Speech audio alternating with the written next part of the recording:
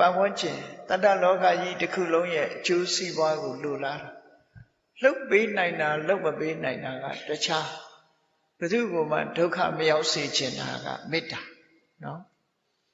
အဲ့ဒီမှာကိုယ်စိတ်ထဲမှာလူတစုကိုတော့ချမ်းသာစေခြင်းနဲ့လူတစုကိုတော့မုန်းတယ်ဆိုတာမျိုးဟာဒါကိုယ်တရားပြည့်နေပြီလို့သာမှတ်ပြီနော်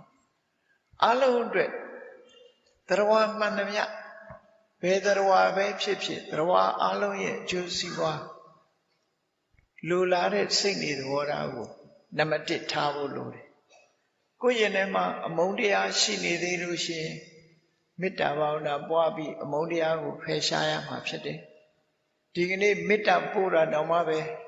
ဘုရားဘာသာဝင်သူတော်စင်တွေဟာဘာအတွက်မေတ္တာပွားရတယ်ဆိုတာမသိကြဘူးရှင်းရှင်းလင်းလင်းမသိဘူးလို့ပြောနော်မသိလို့